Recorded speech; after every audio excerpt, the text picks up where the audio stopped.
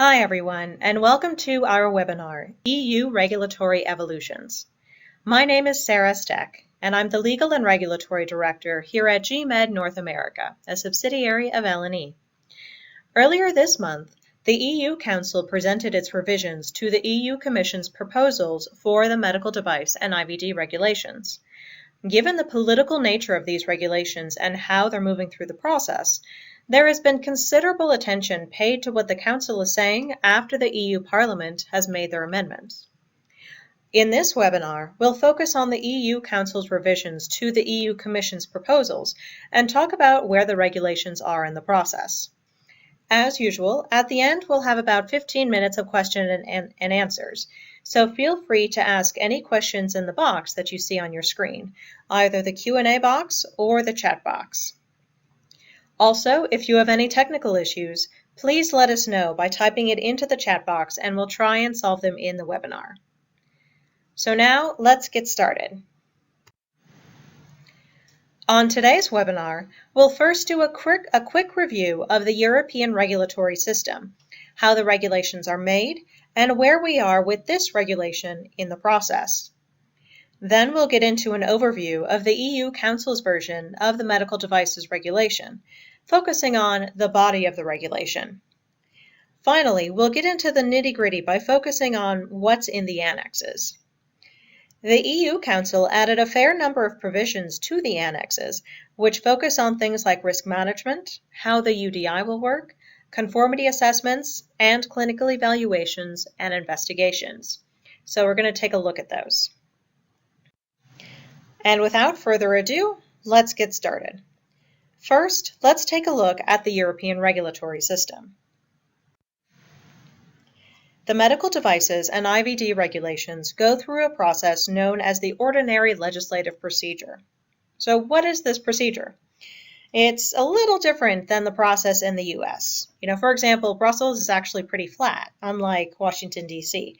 So there's no parliamentary hill, like we have a Capitol Hill, that the revisions have to climb. In fact, the European Commission and the European Parliament and the European Council are really just a few blocks away from each other. The first three steps on this slide have already happened. The European Commission proposed the revisions to the EU Parliament and the European Council on September 26, 2012. From that date, the Parliament and the Council then read the revisions before commenting on them and debating with each other on them. From the debate in the Parliament and the Council have a little bit more time to read it a second time, and then the revisions are put to a vote. If they pass, then they become regulations upon their implementation date, which is usually in the second to last article of the final regulation text. Now, the European Commission had a few objectives in mind when drafting the revisions to the medical devices regulations. It had started a couple years ago, thinking and inviting discussions on what should be the changes, what they should focus on, etc.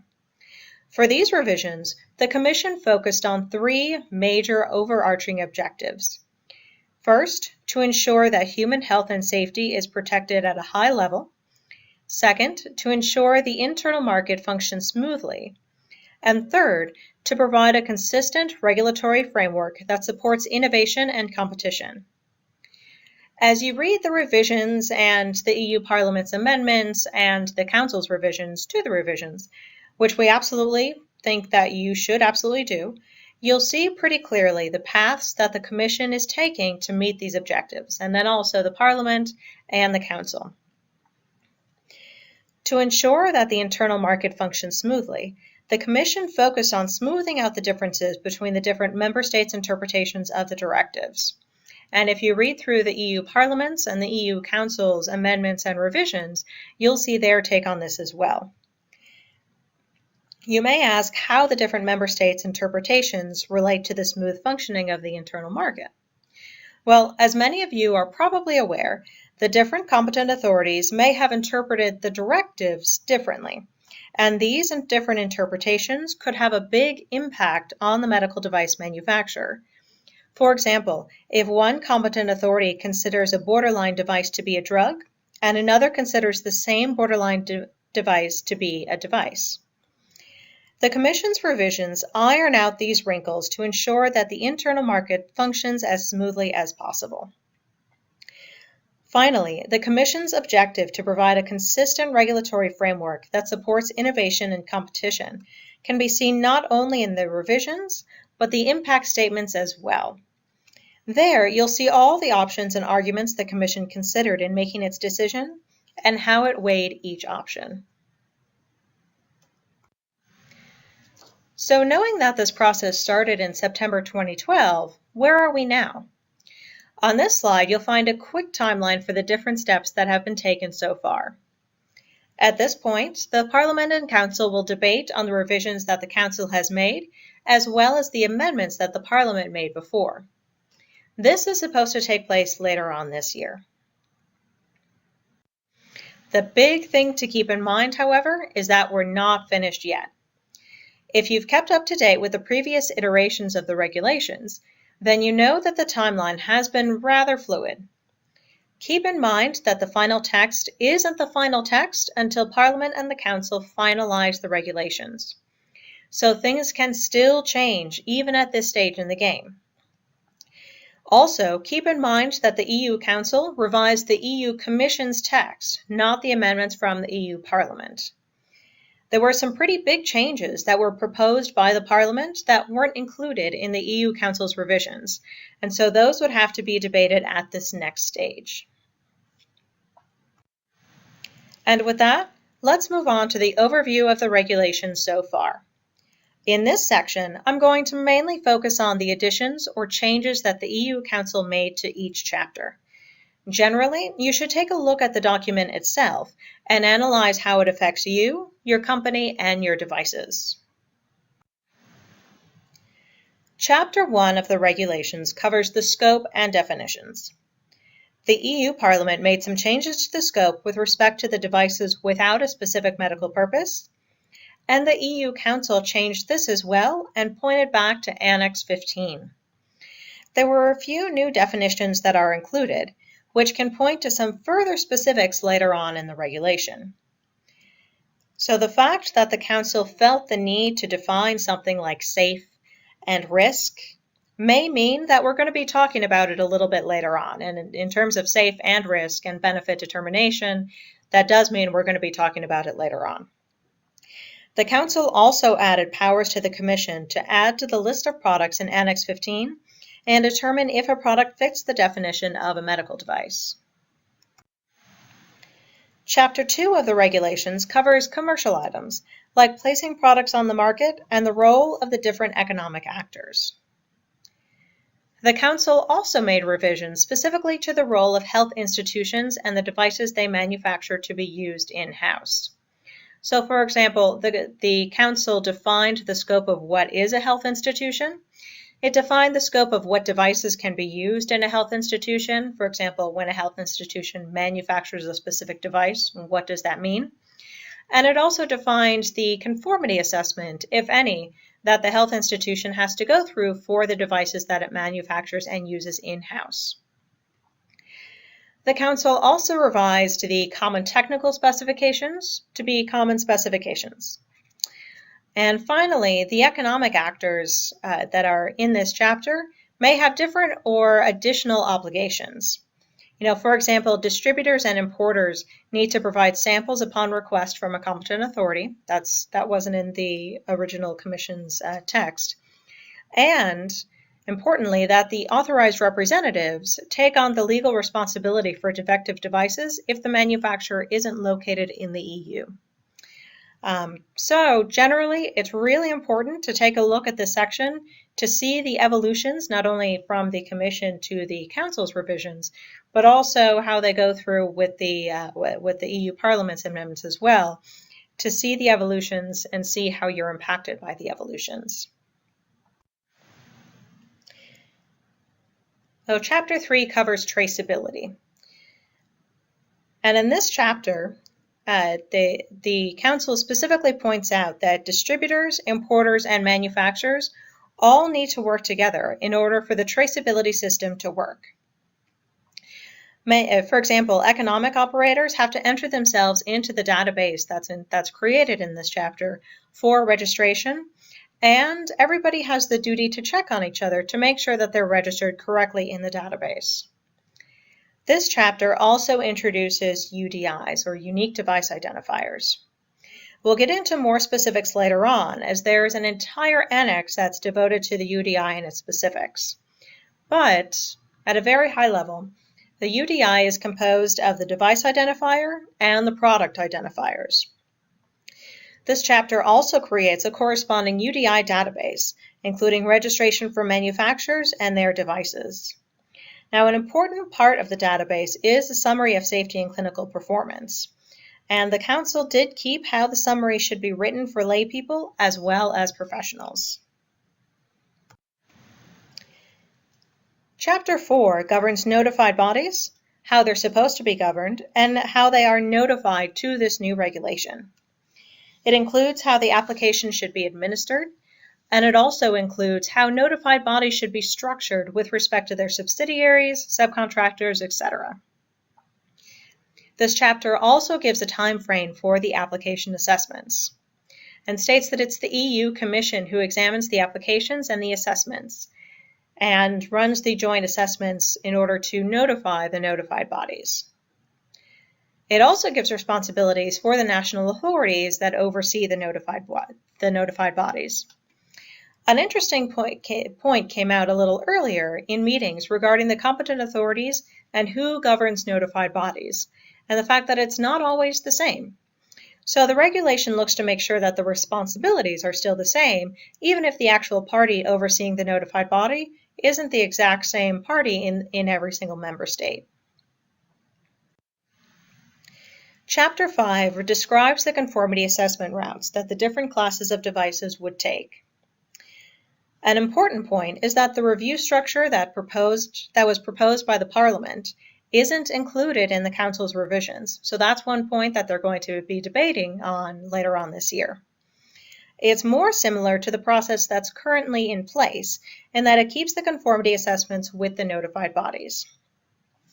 That said, the Commission and the Medical Devices Coordination Group still has a role, especially with Class 3 and implantable devices, and especially with respect to the clinical evaluations and trials. The Council gives notified bodies the ability to limit the intended purpose of the device and even order post-market clinical follow-ups from the manufacturer for the devices that they certify. Now we'll get into what the different conformity assessments look like a little later, but one thing that you should know is that there aren't as many choices as in the MDD. One thing to note is that manufacturers would need to have a quality management system in all cases, which isn't necessarily something that's required by the current directive because of Annex 4.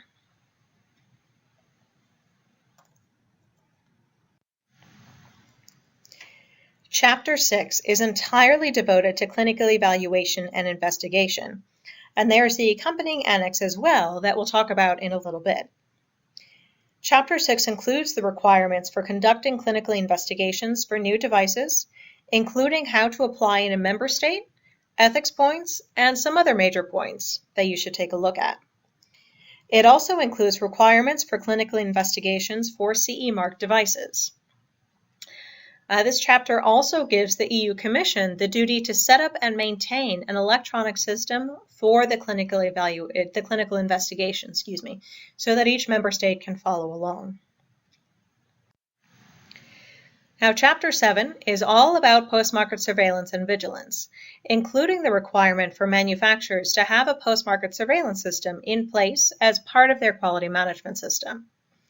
Now, we'll talk about some of the specifics a little bit later. But it does state that manufacturers should also be systematically updating a periodic safety update report and updating the notified body for some of their devices and when the notified body requests it. Manufacturers not only have the requirement to collect, but also analyze the information that is received and feed it back into the design and manufacturing process. And finally, an electronic system on vigilance is set up to collect vigilance data across the EU for the different competent authorities, so that they can monitor vigilance activities for devices across the different member states. Now, chapters 8 through 10 are more administrative than the previous chapters, talking about how the member states will cooperate with each other and specifying the duties and powers for the Medical Devices Coordination Group and the EU Commission. In addition, the previous provisions for confidentiality and data protection are largely unchanged, although they are mentioned as well in the essential requirements and the duties for notified bodies in the respective annexes. In addition, these chapters have a timeline, now not with specific dates, but the timeline for how long the regulation will take effect from when it is finally passed. So now that we've covered an overview of the different chapters, let's talk about some of the major points in the annexes. One of the major points that are called out in the revision is the importance of the manufacturer's risk management system and how it needs to be a continually operating part of the manufacturer's continually operating quality management system. Yes, both systems need to continually operate. That's specifically called out in the Council's revisions. Not only does the proposal and the revision include specifics for the risk management system itself, it also requires that risk management play a role in the entire life cycle of the device. In the essential requirements that are still in Annex 1, the requirements to reduce risk as far as possible are apparent throughout almost all of the different essential requirements that deal with safety and the risk-benefit ratio. Now, as before, the Council's revisions and the EU Commission's original proposal include the duty for a manufacturer to establish and maintain a risk management system. The Council's proposal includes requirements for what the system should include and how the manufacturer needs to collect its data. It also clarifies what the risk control measures are and in what order the manufacturers should use them, similar to what came out with the analysis of the 2012 version of EN ISO 14971. In addition, the Council's revisions specifically state that the manufacturer should design for safety first, safety for patients, and safety for users. Annex 2 Sub A is an entire sub-annex devoted to how the technical documentation for the device needs to reflect the post-market data. In other words, because the post-market surveillance system is continually updating and working, these updates would be included in the technical documentation for the device as well. In this way, the Council could be drawing a link between operating the post-market surveillance system and the device as well. Post-market surveillance is also done through a post-market clinical follow-up, as delineated in Annex 13. Part B of Annex 13 is devoted to post-market clinical follow-ups, and here is where you'll find a lot of the requirements. It states that manufacturers have to proactively collect and evaluate this clinical data and create post-market clinical follow-up plans. Annex 13, Part B, Sub 2.2, gives some of the requirements for these plans. Another major point covered in the annexes are the Unique Device Identifiers, or UDI, in Annex 5. There are 3 parts in this annex that deal with UDIs. Part A talks about the information that economic actors should submit when they register with the system introduced in Article 25A. Part B talks about the data elements that are provided to the UDI database together with the UDI device identifier. And Part C talks about the UDI system in Europe generally. We won't have time to talk about all of these parts. In fact, this annex probably is its own webinar, but you should definitely take a look at them. Now, Chapter 3 of the proposal, like I mentioned, talks about the definitions for the UDI. However, Part C has some specifics that explain the UDI and its system a bit more. Specifically, it states that the UDI is made up of a device identifier and the product identifier. The device identifier is the identification of the model of the device, whereas the product identifier identifies the unit of production. So, for example, serial numbers or batch numbers or even lot numbers can contribute to the product identifier. This UDI should be on the packaging for the device, but it doesn't necessarily need to be on the shipping container, and that's specifically pointed out in the annex. Like I mentioned earlier, different economic operators have the duty to ensure that the UDI is correct throughout the distribution of the device. The manufacturers need to create and put the UDI on the device itself, but the authorized representatives, importers, and distributors all also have the duty to ensure that the manufacturer placed the UDI on the device correctly and that the UDI is correct. The different economic actors also have the duty to ensure that the preliminary information is submitted to the UDI database and that each actor is registered in the European Data Bank correctly. Another major point covered in the annexes are the conformity assessments. Similar to the current MDD, the different annexes describe different quality management system and technical documentation reviews for the different conformity assessments. One major difference you'll see from the current MDD to this version is that there aren't as many conformity assessments for the quality management system. There are really only two. Design dossier examinations and type examinations are still there. Annex 8 is where you'll find the quality management system assurance and assessment of the technical documentation conformity assessment. This section is similar in scope to that of Annex 2 of the MDD. It includes a review of the quality management system, including design, and specifics on the surveillance audits that would need to be completed once every 12 months. Class 3 devices would add the technical documentation review in Section 5, and Class 3 implantable devices also add Section 6. Lower class devices can also use this conformity assessment, and their technical documentation should include some of the clinical elements that are covered in Section 5. Throughout, the revision places an emphasis on clinical evaluations and investigations, which is transferred through all classes of devices.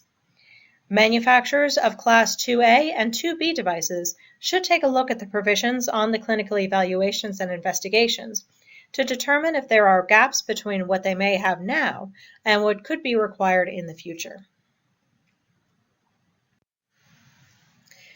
Annex 10 includes the Quality Management Conformity Assessment for Product Conformity Verification. This annex is similar in scope to the MDD Annex 5, in that it would require a quality management system that covers manufacturing and final inspection. It also specifies that product verification is that the manufacturer examines each device before issuing a declaration of conformity to the annex.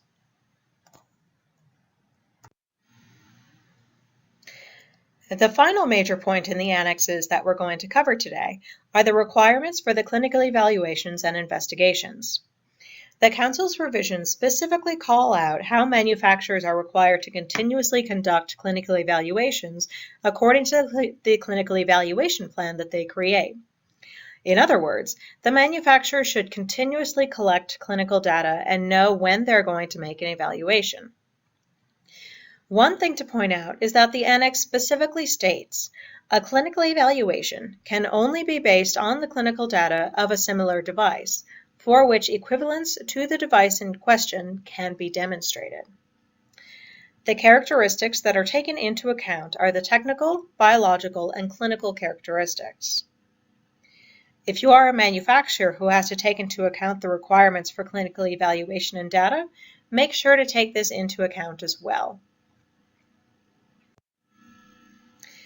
Annex 14 has the requirements for starting clinical investigations, including the methods, contents of the application, and information about the investigators and sponsors. Annex 14, along with Chapter 6, work together to outline the requirements for conducting clinical investigations and trials for medical devices in the EU. It harmonizes some of the practices of the different member states before, as the requirements weren't spelled out in quite as much detail in the MDD. And that about wraps up our webinar on the EU regulatory evolutions. I hope that you enjoyed it and that you found it informative. As before, we'll stick around to answer questions for the next 10 or 15 minutes or so. So ask away in either the chat box or the Q&A box that you see on your screen. If we don't get to your questions today, we'll be sure to get them in the next week or so. But if you don't want to wait that long, you can absolutely send us an email and we'll be happy to help. Thank you very much, and thanks for listening.